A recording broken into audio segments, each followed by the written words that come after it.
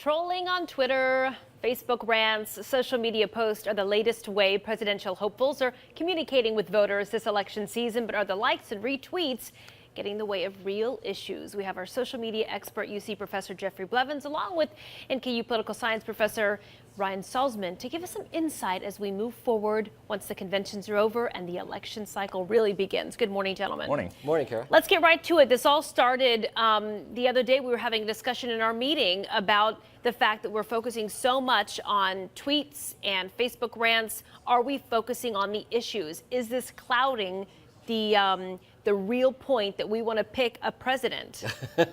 Well, in some cases, it is. But as we were, talking, Ryan and I before the show, that is this really different than some of the television attack ads that we're used to seeing, during campaigns? Now it plays out over Twitter. So I think the answer is yes and no. But I think there's some silver lining. If we look at what happened with the protest that Democrats staged in the House of Representatives right before they went to break, which played out on Periscope, you took a very complex issue like gun control, and they were able to boil it down to no fly, no buy, a hashtag, which does get us back to the issues to some extent. Yeah, and to keep going with the kind of the positives of it, it keeps the conversation going. Right. It not only does it help us whittle down what the meaning is that we should take away, which is very difficult to actually understand the substance of a lot of these things that are so complex, but it keeps it in the forefront of our minds. And so you may be covering a tweet, and that may or may not be substantive in terms of the issues, but it is keeping the conversations going, where otherwise we'd be talking about the Reds or we'd be talking about the weather. And those are good things to talk about as well. But I think somebody who studies politics and wants my students to learn, the more it's in their frontal view, the better it is, and the more that maybe they'll inquire. What are we looking at as far as Twitter accounts? Right now we're really focusing on Hillary Clinton and Donald Trump as we move forward. Are they running their own accounts? And if so, can they then claim that someone hack them if they say something they shouldn't have? Well, that's one of the things we really don't know for sure. I know Hillary is supposed to sign the tweets that she makes, with a -H. I think Trump, we assume that those are his.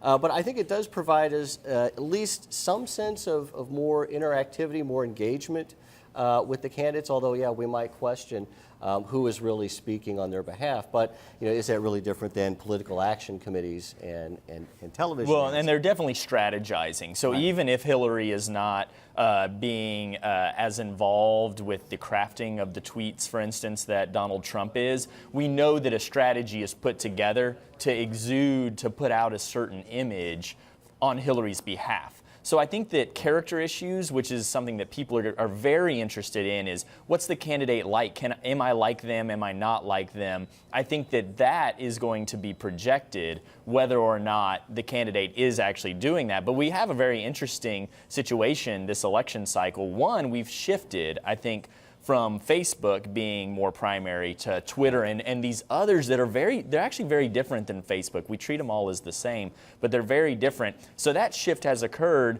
but in that we're able to see much more of the characters of the candidates, whereas Facebook was like a new way of sending out an email blast to your supporters. Right.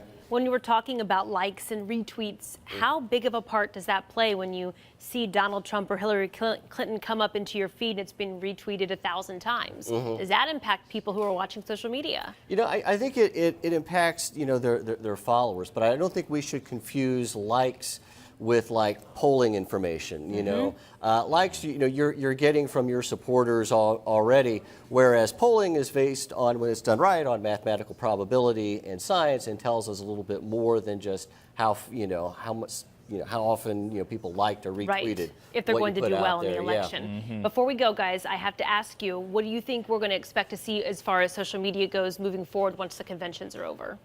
I think that it's actually going to be a lot less interesting than it was during the primary, because now the attention is all turned to those candidates. So Trump's not, for instance, going to be able to use that quite to the same extent. I'm interested in the down ballot races. That is, to what extent certain policy issues are able to emerge, and other candidates for House races and Senate races really starting to fill that airtime as well. Yeah, I think that the conversation will be a lot more controlled, from the campaigns at that time, because gaffes then can be disastrous. All right, gentlemen, thank you very much. We appreciate you weighing in. We'll talk to you more this election season.